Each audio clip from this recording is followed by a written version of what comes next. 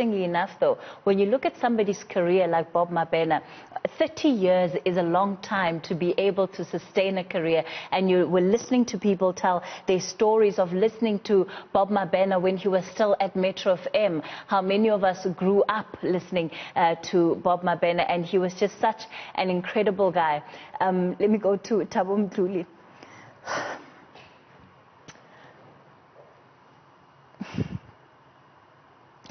Apologies. Yeah, many great memories with Bob Mabena.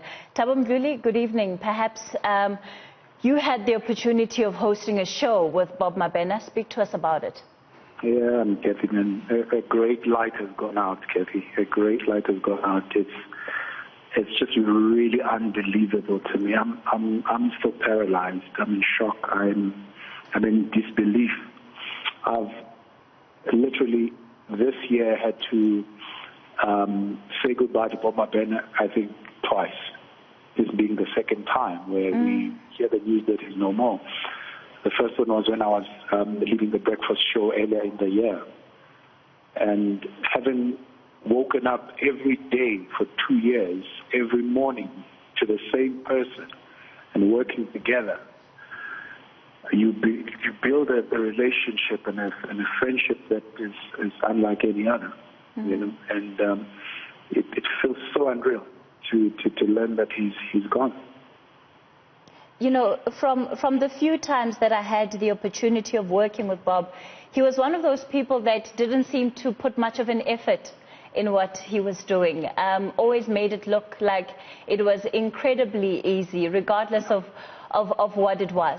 Yeah, absolutely. Every time we were on air, it sounded incredibly easy because he was there. But there are two things, Kathy, that I treasure about Bob and I will always remember. One is he demanded that you take your craft seriously. And two, he demanded that you place the listener as paramount, as ahead of everything else. And if you manage to do those two things, everything else becomes really easy in the work that you do. You know, I was talking earlier about the ability of having to sustain a 30-year-long career, 3 decades long, being on the radio, being on television. That's something that many people today simply aren't able to accomplish. What was his staying power? What gave him the edge above everybody else in this industry? For me, what I picked up was that Bob Mabena was the same person every day on air.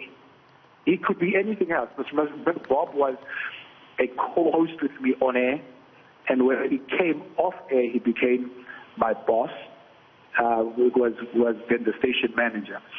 But he also managed to be someone who then listened in a room where there is a programming manager who is both our bosses.